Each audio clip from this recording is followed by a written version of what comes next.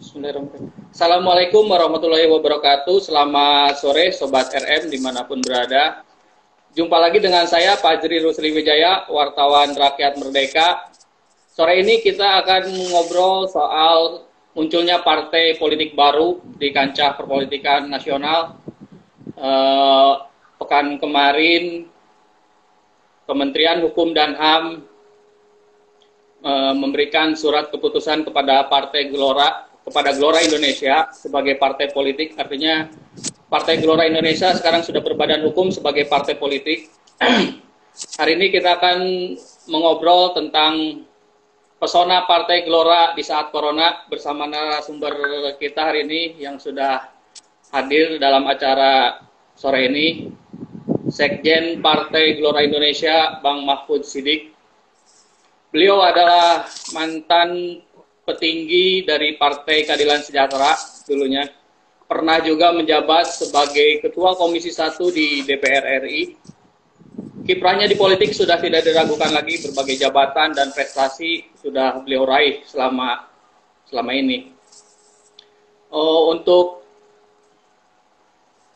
sinyalnya agak ini kayaknya nih. Halo Bang. Halo. Ya, halo.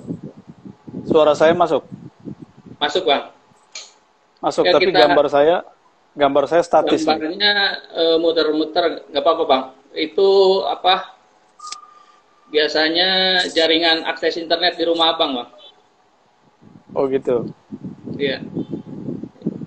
Ya.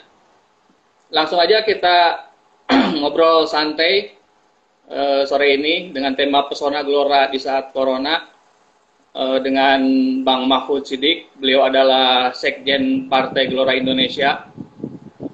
Pada suara jelas, gambarnya nggak jelas. Oh ya, karena akses jaringan.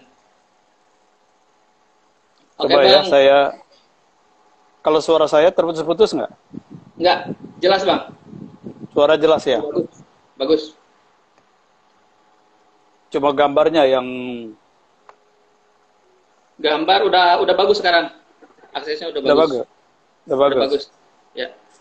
Okay. Mungkin langsung aja Bang. Ya, Teman-teman. Ya, siap Mas Fazri. Biar mengefisiensi waktu karena durasi kita cuma 45 menit. Gimana nih Bang kehadiran partai baru nih di saat Corona? Ini kan Partai Gelora ini kita semua tahu bahwasannya pendiri-pendirinya dulu adalah mantan para petinggi dari Partai Keadilan Sejahtera. Nah, ini bedanya apa sih Partai Gelora Indonesia ini dengan Partai Keadilan Sejahtera? Silakan Bang. Ya, makasih Mas Fazri. Assalamualaikum warahmatullahi wabarakatuh. Waalaikumsalam. Sahabat-sahabat rakyat merdeka yang saya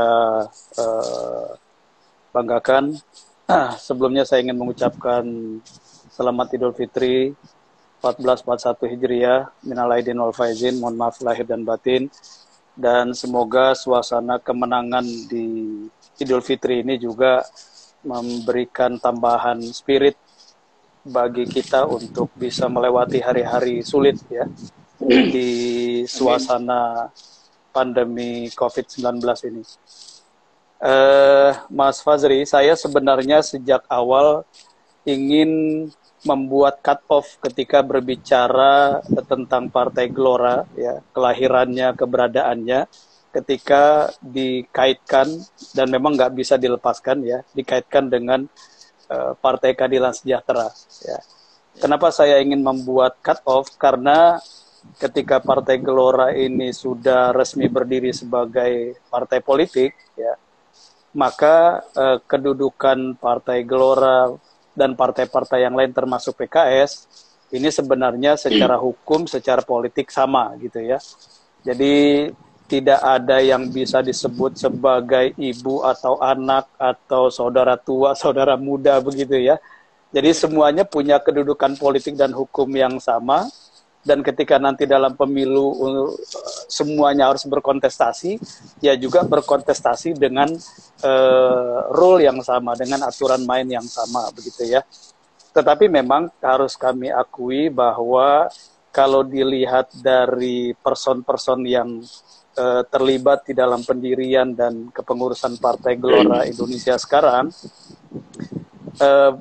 baik di pusat maupun di provinsi-provinsi dan kabupaten kota sekarang ini, ya boleh dibilang ya 50-60%-nya itu memang orang-orang yang dulu pernah juga terlibat di PKS begitu ya. Nah, pertanyaan ya kurang lebihnya begitu. Nah, sekarang pertanyaan Bang Fazri kan ya apa kaitannya, apa bedanya kira-kira ya, begitu betul. ya. Nah, yang ingin saya sampaikan dalam kesempatan berbahagia ini adalah bahwa ternyata Partai Gelora ketika pertama kali kami dedikasikan berdiri pada 28 Oktober tahun 2019 ya, dan kami mengambil momentum 28 Oktober itu, ini adalah semacam satu semangat baru di kalangan aktivis politik Muslim tadinya gitu ya, yang mencoba meneguhkan kembali politik keindonesiaan ya. Karena kita tahu bahwa dalam pemilu 2014, pemilu 2019 ya, itu kan ada semacam pembelahan yang luar biasa dalam dan luas terjadi di masyarakat kita kan. Ya, jadi isu pilpres tapi kemudian berkembang meluas kepada pembelahan yang terjadi di masyarakat secara garis atau aliran politik ya. Jadi mulai lagi hidup pembelahan antara kelompok nasionalis dan kelompok Islam. Yang nasionalis seolah-olah tidak Islam, tidak Islamis, yang Islamis seolah-olah tidak nasionalis, kira-kira begitu kan. Perang wacananya seperti itu. Nah, kami orang-orang yang lama di politik dan ya relatif usianya juga masih 40-50-an, melihat bahwa ini satu situasi yang berbahaya bagi bukan saja masa depan Indonesia sebagai satu kekuatan baru yang diperhitungkan dunia, tapi juga berbahaya bagi eksistensi Negara Kesatuan Republik Indonesia. Ini nggak bisa kita anggap sepele, gitu ya, nggak bisa kita anggap sepele. Nah, maka kemudian kami berdiskusi panjang, dan ini sebenarnya rangkaian dari diskusi yang kami lakukan kira-kira 8 tahun sebelumnya, bahwa diperlukan satu arus baru dalam perpolitikan di Indonesia ini, di mana kita tidak lagi memilah, mempolarisasi antara Islamis dan nasionalis, gitu ya. Dan kemudian ada satu kekuatan baru yang tidak terjebak kepada inferiority complex. Apa yang kita maksud dengan inferiority complex ini? Bahwa kami meyakini, teman-teman di Gelora ini, bahwa Indonesia punya potensi yang sangat besar dan peluang yang sangat besar untuk menjadi aktor global, salah satu aktor dunia, ya. Dan oleh karena itulah, melihat perkembangan yang ada, situasi yang ada, lalu kami mengambil keputusan membuat Partai Gelora Indonesia. Ya, ini partai yang meng-Indonesia gitu ya, walaupun banyak aktivisnya adalah kalangan aktivis-aktivis Islam politik, ya, tetapi visi kedepannya yang ingin kita bangun adalah menjadikan Indonesia sebagai salah satu kekuatan global, kekuatan dunia. Kira-kira begitu. Nah, ini kenapa sih Bang pada saat berdirinya Gelora ini lebih memilih nama Gelora ketimbang Garbi? Karena kan dulu sempat ini kan, sebelum Gelora Garbi dulu tuh ormasnya. Kenapa tiba-tiba jadi Gelora gitu Bang? Ide utama dari Partai Gelora Indonesia adalah yang kita sebut dengan arah baru Indonesia. Ya. Apa yang dimaksud dengan arah baru Indonesia ini bukan berarti Indonesia salah arah, tidak. Ya. Arah baru Indonesia adalah satu orientasi atau satu visi baru Indonesia untuk kemudian secara sadar, secara kolektif, ya, semua komponen di bangsa ini untuk bersama-sama mewujudkan Indonesia sebagai satu kekuatan global. Saya ambil contoh begini, China yang sekarang meramaikan jagat geopolitik dunia, 30 tahun yang lalu itu kan tidak dianggap sebagai satu kekuatan besar, jangankan di dunia, di Asia pun juga tidak. Negara yang sangat miskin dengan penduduk hampir 1 miliar pada saat itu, Tetapi kemudian 30 tahun yang lalu, Deng Xiaoping misalnya membuat satu perencanaan modernisasi yang sangat sistematik, dan ada sistem politik yang mendukung, kepemimpinan yang berkesinambungan, sehingga kemudian dalam waktu yang ya 30 tahunan, ya China sekarang tampil sebagai satu kekuatan global dan bahkan mulai menyaingi Amerika secara ekonomi, ya. Dan itu juga yang membuat kenapa Trump misalnya sangat sengit dengan apa namanya, dengan China atau Tiongkok, ya. Nah, jadi satu negara semacam China yang 30 tahun yang lalu bukan kekuatan global, sekarang menjadi kekuatan global. India misalnya, ya 20 tahun yang lalu dia bukan apa-apa. Ya, negara yang kalau kita lihat penduduknya 400 jutaan, ya GDP-nya juga masih sangat rendah, tapi sekarang India dia telah menjadi kekuatan ekonomi nomor 3 dunia. Ya. Nomor 3 dunia. Nah, sekarang pertanyaannya adalah bagaimana dengan Indonesia? Indonesia, kalau kita lihat berbagai variabel yang ada, berbagai modalitas yang ada, Indonesia sangat mungkin dan sangat punya peluang menjadi kekuatan besar dunia, menjadi salah satu pemain global. Tetapi memang pilar-pilar untuk menjadikan Indonesia kekuatan global itu yang harus dituntaskan dan dijaga. Dan salah satu pilarnya adalah kokohnya eksistensi Indonesia sebagai nation state, sebagai negara bangsa, dan kokohnya konsensus nasional berpolitik bangsa Indonesia, yaitu Pancasila. Sehingga nggak ada lagi ribut antara Islam dengan nasionalis, Pancasila dengan Islam ditabrakan, dibenturkan. Itu tidak ada, justru kita perkuat itu, kita perkokoh itu, dan kemudian kita membuat satu perencanaan besar ke depan, bagaimana Indonesia mengakselerasi diri sebagai kekuatan global baru. Gitu. Nah, ini Bang, selain memperkokoh atau memperkuat tentang keberadaan Pancasila, ini yang ditawarkan sama Partai Gelora ini apa gitu, yang membedakan dengan partai-partai lainnya? Artinya kan pemilih juga harus melihat ini yang ditawarkan Partai Gelora itu apa gitu, realnya. Iya, iya. Nah, jadi yang kita sebut arah baru Indonesia itu secara definitif kita tegaskan di dalam manifesto politik, mewujudkan Indonesia sebagai kekuatan kelima dunia. Kekuatan kelima dunia artinya Indonesia itu dalam peta geopolitik dunia itu ada di 5 besar dunia, kira-kira begitu. Ya. Caranya gimana, Bang?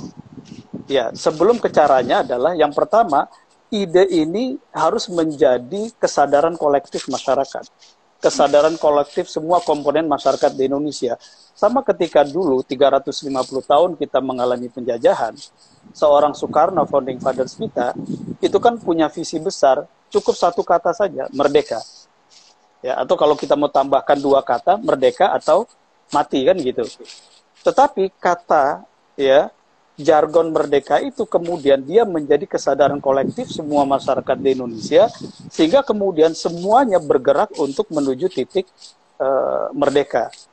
Nah, sekarang ini ya diinspirasi dari proses sejarah semacam itu, yang ingin kami bangun melalui Partai Gelora ini adalah satu visi kolektif, ya, berawal dari visi Partai Gelora tapi ingin menjadi visi kolektif bangsa, Indonesia kekuatan kelima dunia.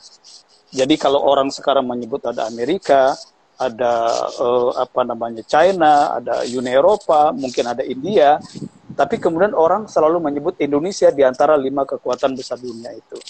Nah, ini yang ingin kami tawarkan kepada Indonesia, baik dalam jagat politik maupun dalam kehidupan sosial keseharian. Oleh karena itulah kami dulu membentuk Gerakan Arah Baru Indonesia atau GARBI, ya, sebagai langkah pendahuluan untuk mensosialisasikan ide tentang 5 besar dunia ini. Nah, kemudian langkah berikutnya adalah perjuangan politik. Kan ide besar ini tidak mungkin tanpa perjuangan politik. Soekarno ketika punya visi Indonesia merdeka, pada akhirnya kan juga Soekarno harus melakukan perjuangan politik. Ya. Dan itu melalui partai politik gitu, Bang. Ya, kalau Soekarno dulu akhirnya membentuk partai PNI misalnya, dan kami sekarang membentuk partai yang disebut dengan Gelora Indonesia. Gitu. Ini Bang, ada pertanyaan dari viewer kita yang saat ini sedang menyaksikan acara, dari Kak Tika. Ini salah satu wartawan senior dari Rakyat Merdeka juga. beliau menanyakan siapa aja calon pemilih dan simpatisan yang akan dirangkul Gelora, apa kaum milenial, masyarakat kota, atau masyarakat agamis? Silakan Bang. Iya, iya. Sebelum sampai pada jawaban pertanyaan itu, saya ingin menjelaskan kerangka pemikiran politiknya dulu. Jadi yang dijadikan fondasi oleh Partai Gelora di dalam mewujudkan visi tadi, ya, visi Indonesia 5 besar dunia, adalah pada 4 pilar. Pilar yang pertama adalah Islam, yang kedua adalah nasionalisme, yang ketiga adalah demokrasi, yang keempat adalah kesejahteraan. Islam, kenapa Islam?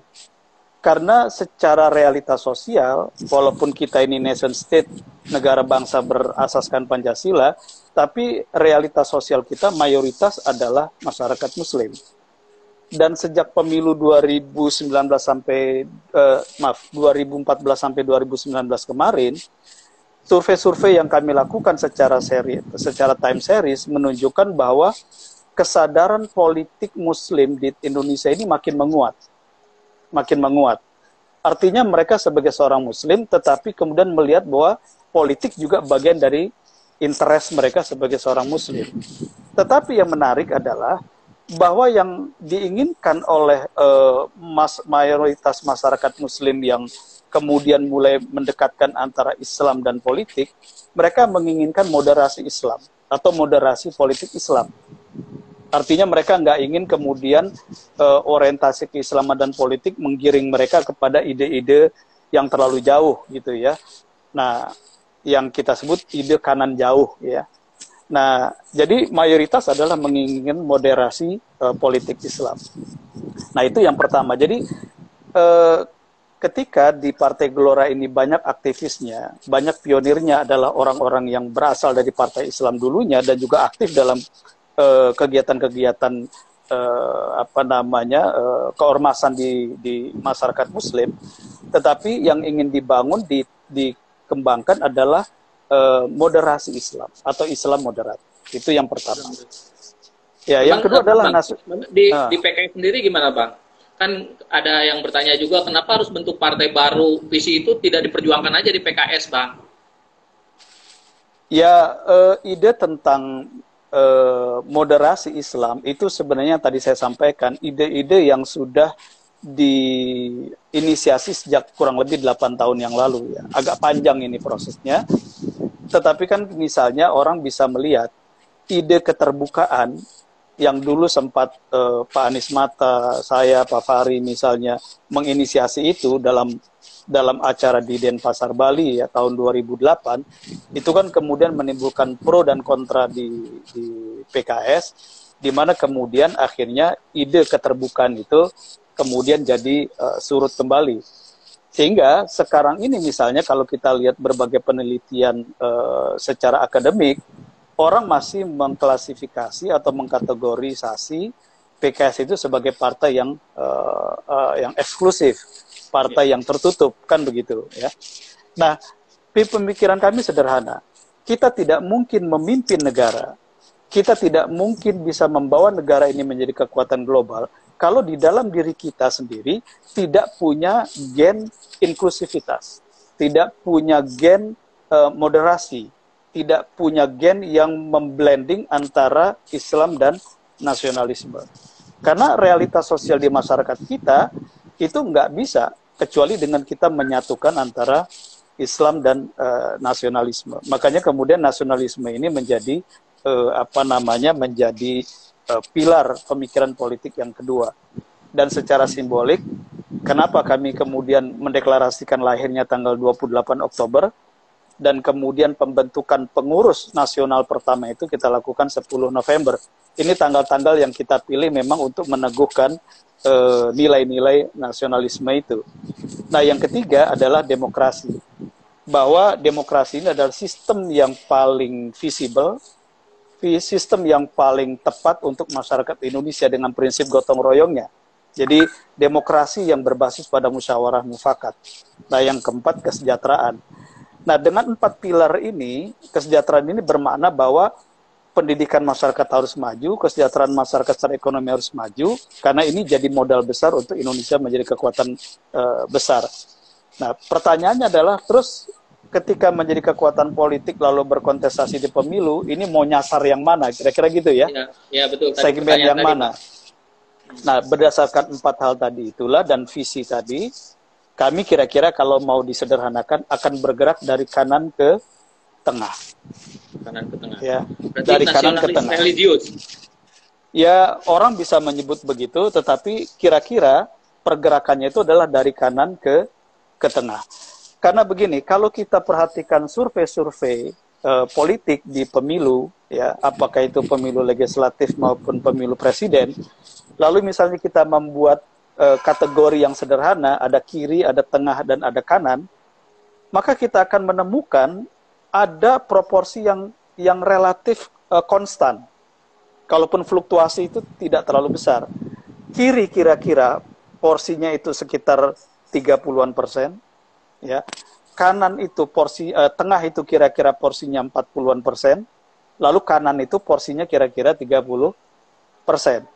Makanya misalnya dari pemilu tahun 72, kita nggak usah mundur tahun 55, partai-partai yang berlabel Islam, kalau kita akumulasikan semua, maka perolehan suara partai-partai Islam dari pemilu ke pemilu itu plafonnya tidak lebih dari 30%. Karena memang berdasarkan survei-survei itu, klasifikasinya tadi 30, 40, 30. Kiri, kanan, kiri, tengah, dan kanan. Nah, ide tentang atau visi tentang Indonesia kekuatan 5 dunia, ini harus menjadi ide yang diserap oleh mereka yang di kanan, di tengah, maupun yang di kiri. Nah, tentu saja karena kami ini social originnya tadi, Mas Fazri bilang, banyak yang dari PKS gitu ya, kami ini posisi awalnya di kanan, maka kalau ditanya akan menyapu pasar mana, atau akan bergerak di pasar mana, kami akan bergerak dari kanan ke tengah. Kira-kira begitu. Nah ini kan kemarin dari struktur kepengurusan ada kabarnya tokoh nasional sudah bergabung seperti Pak Deddy Mizwar kan, mantan wakil gubernur Jabar. Iya. Ini selain Bang Deddy Mizwar, siapa lagi nih Bang? Boleh nggak buat di-share ke teman-teman tokoh nasional yang dirangkul sama Gelora Indonesia? Iya, jadi insya Allah tanggal 2 Juni hari Selasa yang akan datang, itu akan ada penyerahan secara resmi surat keputusan Menkumham ya kepada Partai Gelora Indonesia. Jadi Pak Menteri nanti akan secara langsung menyerahkan SK-nya ke Ketum Partai Gelora, Pak Anies Mata, walaupun lewat virtual meeting ya, lewat virtual meeting, dan itu artinya Gelora ini sudah resmi sebagai sebagai partai politik. Nah, ketika kami mendaftar ke Kumham ya untuk proses verifikasi badan hukumnya, itu memang terus terang kami mendaftarkan struktur organisasi dan kepengurusan minimalis. Ya, misalnya provinsi semuanya kita daftarkan 34 provinsi, lalu kabupaten kota dari 514 kabupaten kota kami hanya daftarkan 460-an ya. Lalu kecamatan atau DPC kami hanya mendaftarkan sekitar 60%-nya saja. Jadi ini kepengurusan minimalis, dan setelah tanggal 2 Juni nanti setelah SK kami terima resmi, maka baru kami akan melengkapi struktur kepengurusan baik di pusat sampai di daerah-daerah dan juga kecamatan. Nah, untuk pusat memang pemikirannya begini. Yang pertama, pemikiran politik di Gelora adalah melakukan mobilitas vertikal dari daerah ke pusat. Bukan mobilitas dari pusat ke daerah. Artinya apa? Orientasi rekrutmen tokoh-tokoh itu nanti akan kita fokuskan pada level daerah. Kenapa pada level daerah? Karena pertama, kalau kita ingin memajukan Indonesia, penguatan harus dari daerah. Karena Indonesia ini terlalu luas, terlalu besar, tidak mungkin diurus, dikelola hanya dari Jakarta saja. Ketika ada kesadaran kolektif dan kecerdasan kolektif secara politik di tingkat daerah, maka ini akan mengakselerasi perkembangan dan kemajuan Indonesia. Makanya fokus Partai Gelora adalah mobilitas tokoh-tokoh daerah ke pusat. Nah, jadi ya akan sekarang kita rekrut itu adalah tokoh-tokoh daerahnya dulu. Ya, memang kalau kita munculkan nama-namanya banyak nggak dikenal di pusat ya. Tapi di daerah itu apakah di tingkat kecamatan atau kabupaten kota relatif mereka dikenal. Dan mereka lah sekarang yang menjadi pengurus-pengurus di tingkat kabupaten kota. Nah, ketika ini sudah kita lakukan, memang nanti ya kita juga menyadari masyarakat Indonesia ini budaya politiknya masih paternalistik dan simbolik. Ya perlu ada tokoh-tokoh simbolik ya berlevel nasional di Partai Gelora ya. Itu akan kita lakukan sambil berjalan insya Allah dalam 1-2 tahun ke depan. Bang, ini di tengah corona ini kan persiapan Partai Gelora menghadapi pemilu 2024 gimana nih? Pasti kan menemui kendala karena tidak bisa langsung turun ke basis pemilih atau ke konstituen. Nah, yang langkah-langkah yang dilakukan dari Partai Gelora sendiri bagaimana ini menyasarnya? Iya, jadi memang ketika kami mulai mendaftar Partai Gelora ke Kumham, ini kan kemudian terjadi ledakan awal kasus COVID-19 di Indonesia ya. Dan ini justru menjadi situasi pertama yang kami hadapi ketika kami ingin melakukan konsolidasi dan mobilisasi besar-besaran, pembentukan pengurus, rekrutmen anggota begitu ya, dan juga penyusunan program. Cukup lama kami mendiskusikan situasi ini, kira-kira apa sih makna dari datangnya wabah corona ini di tengah Partai Gelora baru lahir gitu ya. Nah, akhirnya dalam diskusi panjang kami sampai pada kesimpulan bahwa yang pertama adalah corona ini, pandemi corona di Indonesia ini menjadi ajang bagi Partai Gelora untuk menunjukkan eksistensinya dalam situasi ketika masyarakat sedang membutuhkan uluran tangan. Makanya kemudian sejak pertengahan Maret, Ketua Umum Partai Gelora, Pak Anies Mata, sudah membuat seruan menggerakkan seluruh struktur dari provinsi sampai kecamatan, walaupun waktu itu belum turun SK Kumhamnya, untuk mulai bergerak membantu masyarakat. Dan ini sudah kami lakukan dan terus kami lakukan. Nah, sekarang kami membentuk satu gugus tugas nasional yang disebut dengan GS 2020 dipimpin Pak Fahri Hamzah, yang orientasinya bukan pada charity ya, karena kami memahami bahwa COVID-19 ini akan panjang. Ini krisis kesehatan akan meluas menjadi krisis ekonomi, bisa berkembang menjadi krisis sosial, jadi ini panjang sekali. Dan yang kami pahami bahwa yang akan dibutuhkan masyarakat nanti bukan sekedar bantuan-bantuan fisik semacam sembako, tapi ada satu pandangan baru ya di dalam menghadapi situasi ini. Apakah pandangan secara keagamaan, secara pengetahuan dan seterusnya. Nah, jadi misi edukasi masyarakat ini menjadi core program dari GS 2020 yang dipimpin langsung oleh Pak Fahri. Nah, yang kedua yang kami pahami bahwa situasi ini kan menciptakan kebingungan di semua negara ya. Jadi kalau Presiden Republik Indonesia dan pemerintahnya sekarang mengalami kesulitan, saya kira itu juga yang dialami oleh semua negara, termasuk negara-negara besar seperti Amerika. Orang tidak tahu apa yang akan terjadi ke depan. Situasi tatanan baru seperti apa yang akan terjadi ke depan. Nah, dalam situasi ini, kalau dalam bahasa Ketua Umum Pak Anies Mata, beliau katakan bahwa yang akan memenangkan, kalau ini kita sebut pertarungan, yang akan memenangkan pertarungan di situasi pandemik ini adalah negara yang memiliki proposal yang jelas untuk kemajuan negaranya, untuk kemajuan bangsanya. Nah, jadi itulah yang sedang dirumuskan oleh Partai Gelora. Jadi kami mencoba melompati tahapan-tahapan berpikir kami ya, dari tahapan pemilu 2024 ke tahapan kira-kira proposal apa yang dibutuhkan Indonesia untuk kemudian kita keluar dari situasi pandemi COVID-19 ini, lalu kita bisa memanfaatkan situasi ini untuk mengakselerasi Indonesia sebagai kekuatan baru dunia. Karena sekarang negara-negara besar dia tiba-tiba menjadi negara lemah ya. Negara kuat dia tiba-tiba menjadi tidak berdaya menghadapi situasi ini. Semuanya terdisrupsi secara sistematik dan kita belum tahu Indonesia ini punya proposal apa kira-kira begitu. Baik, Bang. Kembali soal persiapan ke pemilu 2024. Ini kan butuh dana yang besar. Nah, ini Partai Gelora sendiri menyiapkan berapa banyak sih uang yang sudah disiapkan gitu untuk bertarung nanti? Gimana nih, Bang? Iya. Jadi modalnya?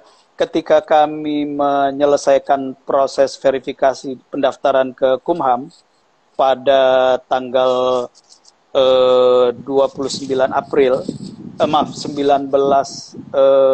Mei yang lalu, ya, di mana kami dapat kabar bahwa SK Kumhamnya sudah ditandatangani.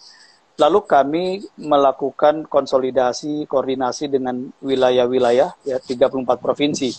Salah satu materi konsolidasinya adalah kami meminta semua provinsi, pengurus DPW itu menyampaikan laporan pengeluaran mereka.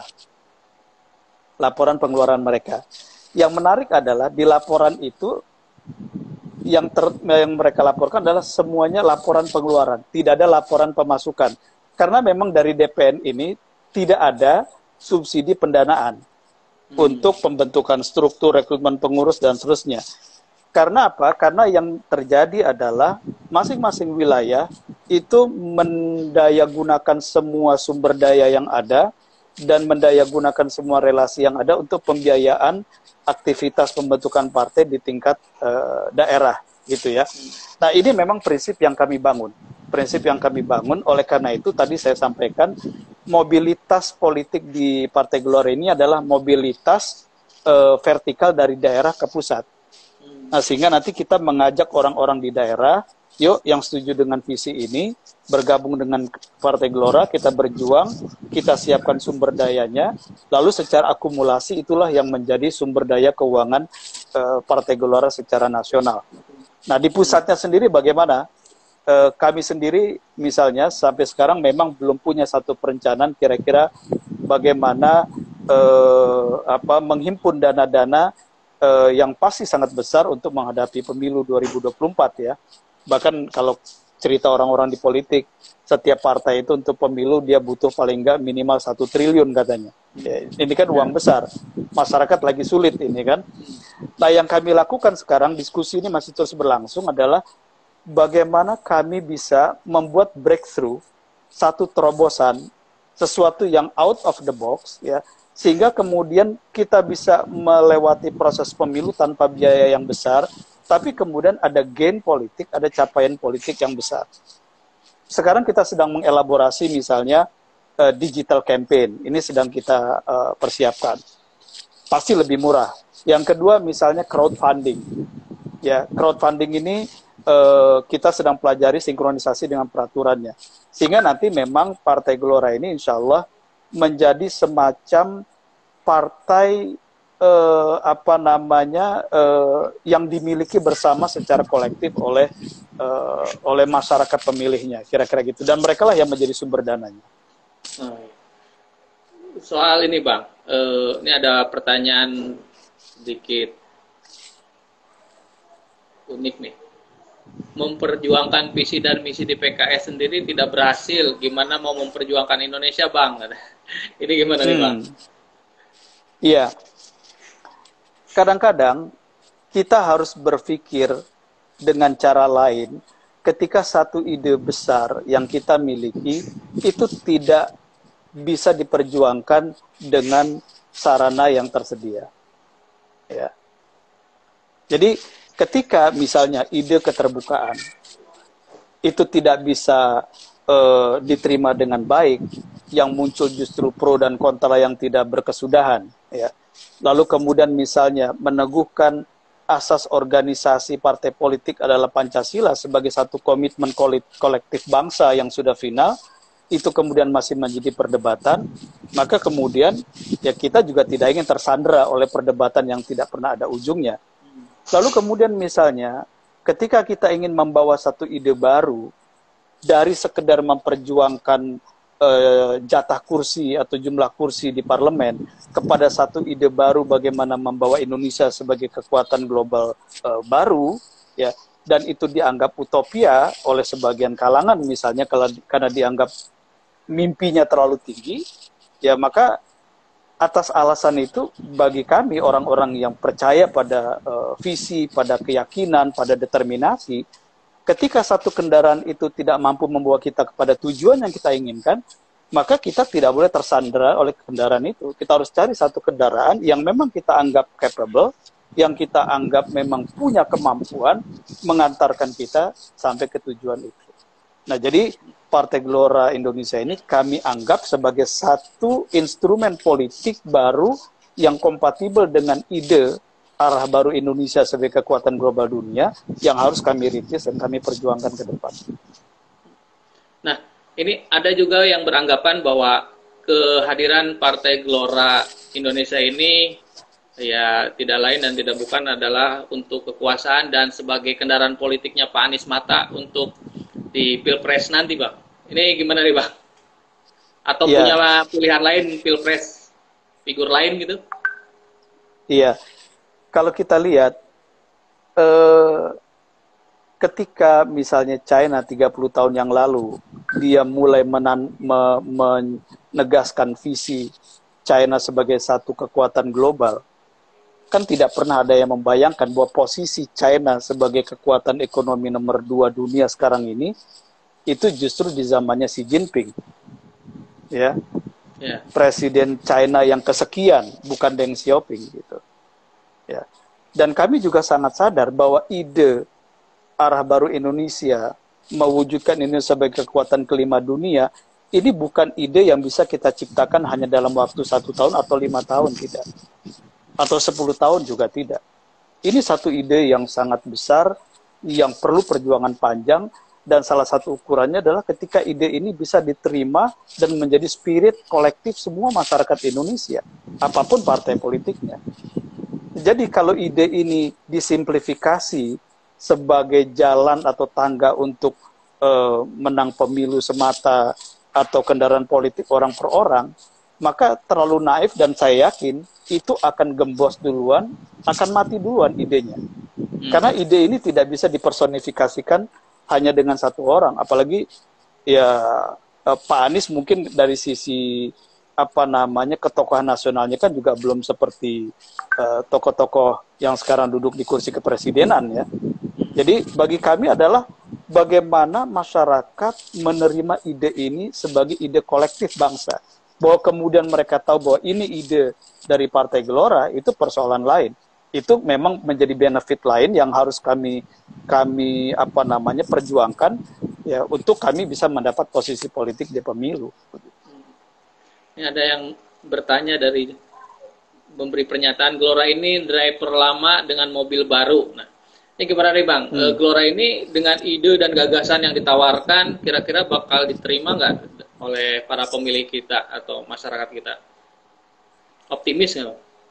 Ya, optimisme itu energi perjuangan. Orang-orang yang tidak optimis ini pasti nggak akan mampu memikul beban di awal berdirinya Partai Gelora. Sedikit saya ingin cerita. Jadi Partai Gelora ini 28 Oktober resmi dideklarasikan niatnya untuk berdiri. 10 November, artinya kurang lebih 2 minggu setelah berdirinya, kami melantik 34 pengurus 34 provinsi. Dan pada saat itu kami sampaikan bahwa tugas kalian adalah merekrut orang-orang membentuk kepengurusan di kabupaten kota dan kecamatan se-Indonesia. Untuk kemudian nanti pada bulan Februari kita daftar. Artinya November, Desember, Januari, Februari, 3 bulan. 3 bulan orang-orang di pengurus DPW ini bekerja mencari orang, membentuk 484 pengurus di kabupaten kota, dan membentuk 4.250 DPC dalam waktu 3 bulan. Ternyata apa? Di luar prediksi kami dan di luar ekspektasi kami sebelumnya, karena ini adalah satu semangat yang kami push semaksimal mungkin, ternyata 3 bulan itu terpenuhi. Jadi ini satu keajaiban yang luar biasa dalam praktek politik. 3 bulan bisa membentuk kepengurusan yang kemudian memenuhi persyaratan verifikasi Kumham. Gitu. Jadi berdasarkan pengalaman ini, kami punya satu optimisme dan juga punya determinasi karena kita dari awal atau kami dari awal ini punya keyakinan akan visi tersebut, bahwa kalau dalam 3 bulan kami bisa melengkapi struktur ya yang disyaratkan peraturan perundang-undangan, maka insya Allah ke depan kami juga punya modal keyakinan yang lebih besar. Dan ketika ide ini, ide arah baru Indonesia, ide 5 besar dunia, ini semakin banyak diterima oleh masyarakat, ya, maka kami juga yakin dukungan itu juga akan secara berkesinambungan terus-menerus juga akan kami dapatkan. Ya, selamat datang teman-teman Partai Gelora Indonesia. Nih Pak Mahfud, banyak yang bergabung nih. Sampaikan salam, gambarnya Pak Mahfud hilang. Oh ya, ini di sini muter-muter, nggak ada gambarnya Bang. Mungkin apa sinyalnya ya dari sana? Saya nggak tahu nih kenapa sebentar. Barangkali bisa saya akal-akalin. Sebentar ya. Ya. Ini bisa juga koneksi internet nih. Banyak yang pengen lihat katanya Pak Sekjen katanya. Ya sambil sambil menunggu gambar muncul, kita lanjutkan. Ini Bang, ini kan masih suasana Lebaran nih Bang. Halo Bang, suara saya kedengeran Bang? Nah ini ada, sip. Bisa ya? Ya bisa ada. Partai Gelora harapan itu masih ada. Wah, banyak yang kasih semangat nih dari daerah nih. Banyak yang lagi menyaksikan siaran ini. Nah ini Bang, tadi ada pertanyaan yang kelewat juga. Ini sudah silaturahmi belum katanya ke PKS gitu. Gimana nih Bang? Ya, jadi alhamdulillah di momen Lebaran ini Partai Gelora secara resmi organisasi ataupun orang per orang itu kita juga bersilaturahim walaupun via virtual ya, ke semua partai politik ya, ke semua kolega sahabat ya, itu tidak terkecuali. Jadi dan insya Allah tanggal 31 Mei ini itu ada halal bihalal nasional Partai Gelora Indonesia lewat Zoom meeting, ya. Zoom meeting. Itu kita halal bihalal dengan mengundang seluruh pengurus Partai Gelora dari berbagai provinsi dan kabupaten kota. Juga kita undang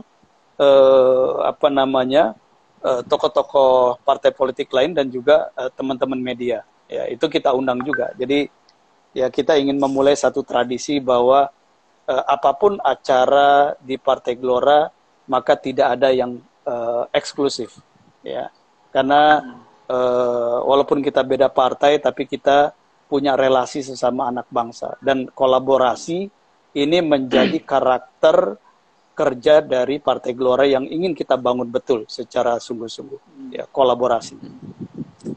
Nah, ini tantangan partai baru cukup berat nih Bang, apalagi nanti dihadapkan dengan aturan yang ketat.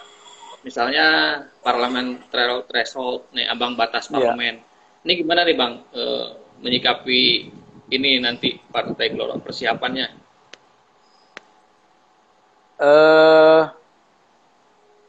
Memang terus terang kami belum tahu persis ya kira-kira nanti sistem pemilu di 2024 itu akan seperti apa. Misalnya soal parliamentary threshold. Kalau sekarang 4%, apakah dia akan tetap 4% atau justru ada peningkatan? Meningkat sampai berapa kami belum tahu. Nah tentu saja bagi Partai Gelora kalau ditanya apa target politiknya di pemilu, target pertama dan itu menjadi istilahnya plafon bawahnya adalah bisa lolos parliamentary threshold. Misalnya ya, kalau parliamentary threshold itu 7% seperti mulai digadang-gadang oleh beberapa partai politik, lalu kita membuat satu proyeksi bahwa jumlah suara sah di pemilu 2024 mencapai 145 juta, karena 2019 kemarin itu 142 juta suara sahnya, berarti 7% itu ekuivalen dengan sekitar 10 juta suara sah. Artinya apa? Setiap partai politik ini harus mampu menggalang suara politik yang sah sebanyak minimal 10 juta. Kalau di bawah 10 juta, dia akan out dari parlemen, dari DPR pusat, ya. Nah, ini adalah barikade pertama atau tantangan pertama yang harus dilewati oleh PKS, ya. Nah, jadi kalau kami ditanya, ya target PKS jadi berapa secara politik? Ya lolos PT aja dulu. Namanya pemain baru. Ya, namanya pemain baru kan. Ya. Jadi kalau bisa lolos 7%, misalnya PT-nya 7%, ya itu sudah alhamdulillah.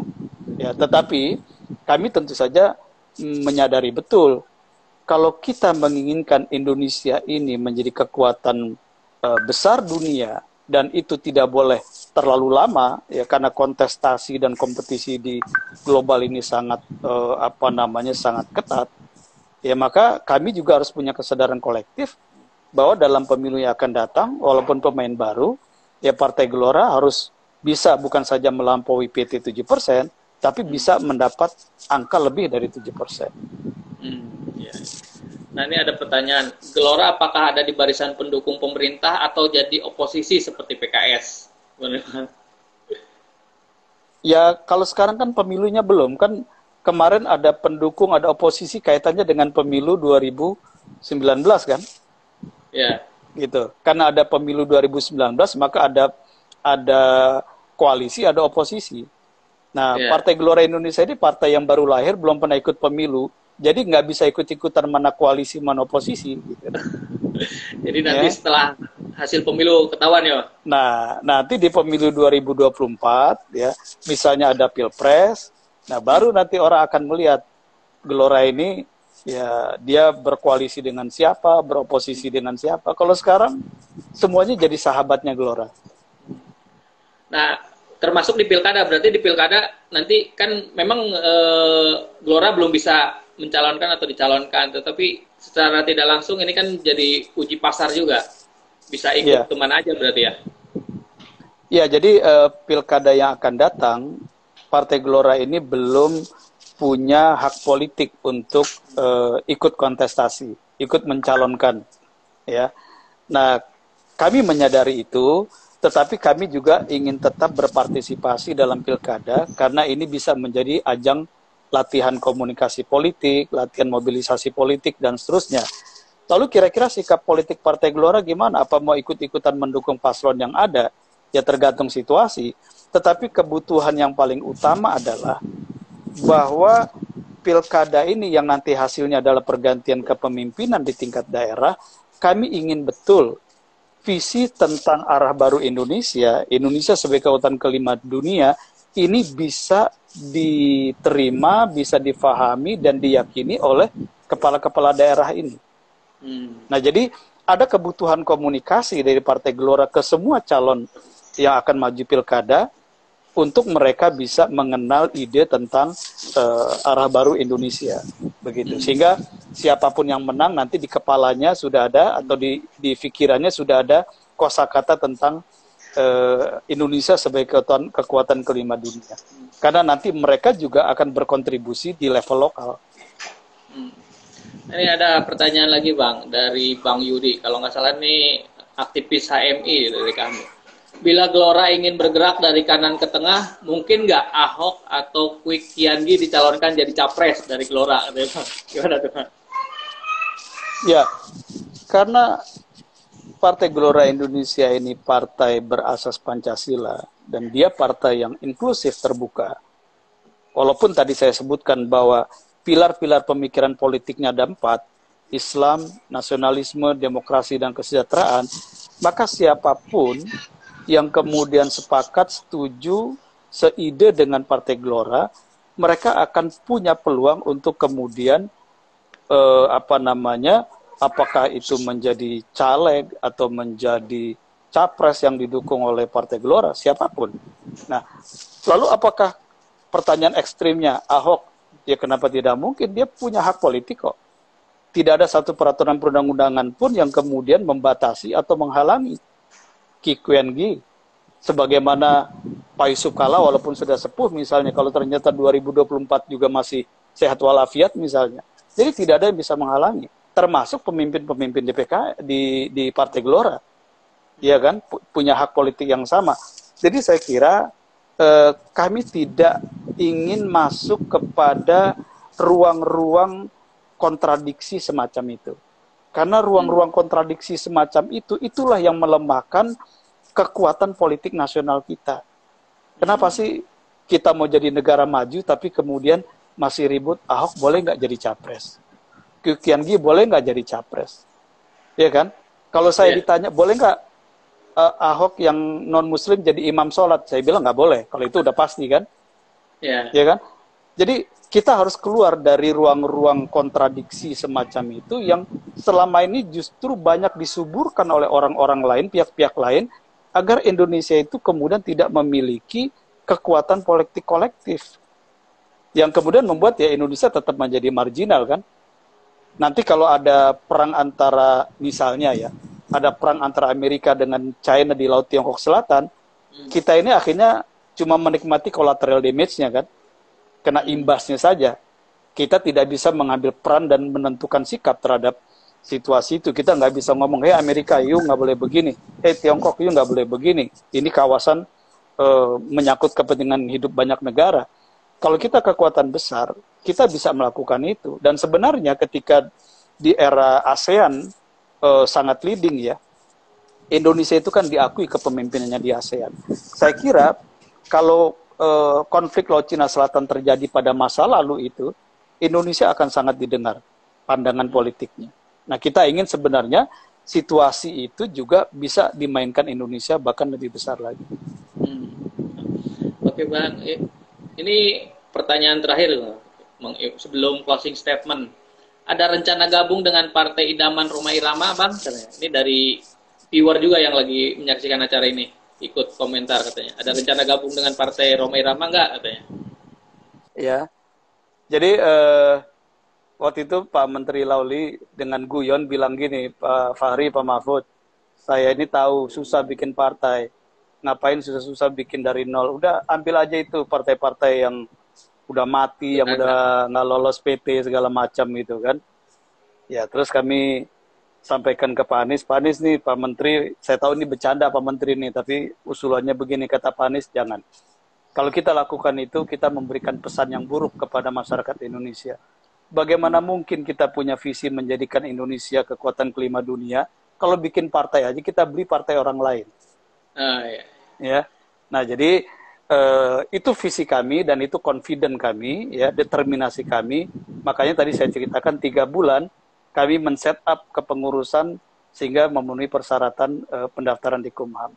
Nah, nanti ke depan kalau ada partai-partai lama yang sudah tidak lolos parliamentary threshold misalnya ingin bergabung dengan kami, ya kami terbuka saja. Ya, tentu saja bergabung karena memang ada kesamaan visi dan cita-citanya begitu ya. Jadi jangan ditanya apakah Gelora Indonesia akan bergabung dengan partai-partai yang sudah nggak lolos PT atau nggak ikut pemilu kemarin, itu pertanyaannya jadi lucu. Gitu. Jadi partai-partai yang nggak lolos itu yang kalau mau bergabung dipersilakan gitu. Silakan ya, sahabat RM, barangkali ada pertanyaan atau dari rekan-rekan kader Partai Gelora Indonesia yang tengah menyaksikan acara ini. Kalau tadi sih di session pertama tembus sampai 90 viewer, Bang. Banyak juga kader-kader Gelora di daerah yang ikut menyaksikan obrolan kita hari ini. Iya, ya. Nggak ada lagi nih ini pertanyaannya. Kita durasi wawancaranya ini berapa lama? Sekitar 48 menit, Bang. Oh, 48 menit, oke. Gambar Abang hilang lagi nih, Bang. Iya, nih di handphone saya statis lagi gambar saya nih. Iya, mungkin di rumah ada yang akses WiFi bisa di stop dulu, jadi Abang aja yang pakai dulu. Oke. Coba. sambil nunggu pertanyaan ya. Ini ada yang baru bergabung, Mas Eko Susanto. Semasa menuju pemilu 2024, apa yang mau dilakukan Gelora untuk Indonesia, Bang? Ya, kami menyadari bahwa kami baru bisa berbuat banyak kalau infrastruktur organisasi kami ini sudah lengkap ya. Karena kalau kami belum punya infrastruktur organisasi yang lengkap, ya kami nggak bisa menjangkau masyarakat secara lebih luas. Nah, jadi agenda Partai Gelora sekarang ini adalah kita melakukan pengembangan organisasi, ya kita bentuk pengurus sampai semua kabupaten kota, sampai semua kecamatan, bahkan nanti juga kita punya pimpinan atau pengurus anak cabang di tingkat kelurahan dan desa, ya. Dan sambil berjalan pembentukan ini, Pak Fahri yang menjadi ketua tim nasional GS 2020 atau Gelora Solidaritas 2020 ini akan terus bekerja membantu masyarakat membangun visi kolektif tentang bagaimana menghadapi pandemi COVID-19 ini, bagaimana mengatasi menjalani situasi krisis ekonomi, krisis sosial begitu ya, sehingga sesulit apapun yang kita hadapi, tetapi eksistensi negara ini tetap terjaga, tidak terjadi kekacauan politik, ya tidak kemudian kita terjebak pada pertarungan kepentingan pihak-pihak lain di luar negara kita. Ya, baik Bang. Sebelumnya kami ucapkan terima kasih sudah menyediakan waktu dan kesempatannya untuk berbincang-bincang dengan rakyat merdeka atau ngobrol santuy sore ini. Nanti kita agendakan lagi di lain waktu dengan tema atau materi yang lainnya, Bang. Baik, Mas. Saya minta maaf ini kok biasanya saya sering Zoom meeting nggak ada problem sinyal, cuma kok nih hari ini kenapa ini saya nggak tahu wifi-nya kelihatannya nih. Oh iya, kalau biasanya wifi-nya Bang, gangguan wifi di rumah. Iya, iya. Barangkali ada keluarga yang pakai, jadi mempengaruhi juga. Iya, iya. Minta maaf betul, Bang Fazri. Ya, terima kasih Abang sudah bisa bergabung dengan kami dan Sobat RM, viewer dan follower rakyat mereka yang pada kesempatan kali ini, sore ini sudah ikut menyaksikan. Ini adalah season yang kedua karena season pertama sudah berakhir tadi. Sebelum kami tutup acara ngobrol santuy dengan Sekjen Partai Gelora Indonesia, Bang Mahfud Siddiq, mungkin Abang bisa kasih closing statement lah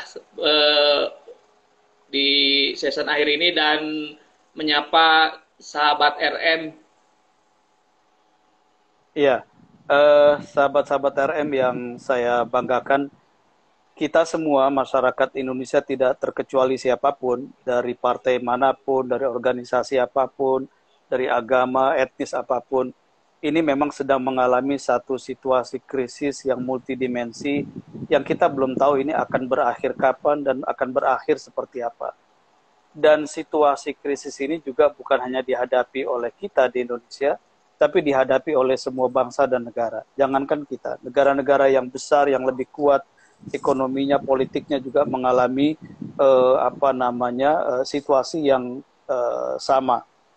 Dan dalam situasi krisis semacam ini, yang akan tampil sebagai pemenang, yang akan tampil dengan mendapatkan gain yang besar adalah mereka yang sejak awal memiliki proposal. Apa yang saya maksud dengan proposal adalah orang-orang yang dari sekarang tahu dia harus menuju kemana, dia harus menjadi apa, bagaimana caranya, dan bagaimana jalannya, dan bagaimana melibatkan semua komponen kekuatan yang ada termasuk masyarakatnya untuk menuju ke arah itu. Saya memang mencermati bahwa di tengah kesulitan ekonomi sekarang dan pemerintah juga menghadapi kegalauan antara PSBB dengan membuka PSBB atau dengan new normal misalnya, ini situasi yang tidak mudah begitu ya. Tetapi ketika kita menjadikan situasi krisis ini untuk melakukan lompatan besar ke depan dengan kita menyiapkan proposal tentang Indonesia masa depan dan kita tahu roadmap-nya, peta jalannya, lalu kita secara kolektif bersama-sama menuju itu dalam situasi sesulit apapun, ya, secara bersama-sama, maka insya Allah kita sebagai bangsa akan menang. Kita sebagai negara akan menang. Jangan sampai justru dalam situasi krisis semacam ini, kita sebagai elemen masyarakat justru ikut mendekonstruksi keberadaan negara dan bangsa ini. Itu yang tidak boleh terjadi. Dan tentu saja kita harus saling membantu masyarakat, membangun solidaritas yang kuat, ya, agar motif-motif destruktif yang muncul karena lapar, karena marah, itu kemudian bisa kita atasi karena solidaritas dan saling membantu yang kuat di antara sesama kita. Dan itu yang menjadi misi utama Gerakan Solidaritas 2020 dari Partai Gelora Indonesia yang dipimpin oleh Bung Fahri Hamzah. Baik, terima kasih Pak Sekjen Partai Gelora Indonesia, Pak Mahfud Siddiq. Semoga harapan Sama-sama, dan Mas Fazri, cita-cita dari Partai Gelora Indonesia bisa terwujud dan lolos parlemen threshold, ikut jadi peserta pemilu nanti, jadi meramaikan kancah perpolitikan nasional. Dan selamat juga untuk para sahabat RM yang saat ini menyaksikan. Terima kasih. Ikuti terus perkembangan berita-berita update kami ada di situs official resmi kami di rakyatmerdeka.co.id, dan juga saya juga minta Mas Fazri. Ya, gimana, Bang? Saya juga mengajak sahabat-sahabat Partai Gelora untuk ikut meramaikan forum ini di Rakyat Merdeka, karena saya lihat banyak tema-tema yang menarik ya untuk bisa diikuti bersama-sama. Terima kasih, Bang. Ya, untuk para sahabat kader Partai Gelora Indonesia, saksikan terus, nanti juga kami akan memberikan informasi-informasi terbaru dan diskusi-diskusi terbaru dengan tokoh-tokoh yang luar biasa hebat seperti Pak Sekjen Partai Gelora Indonesia ini. Nanti akan ada tema-tema baru, saksikan terus di Instagram kami di Rakyat Merdeka 1999, sementara di situs official resmi kami di rakyatmerdeka.co.id. Begitu aja Bang Sekjen, terima kasih. Oke, minta maaf. Assalamualaikum. Sampai jumpa di lain waktu dan kesempatan. Ya, salam Gelora.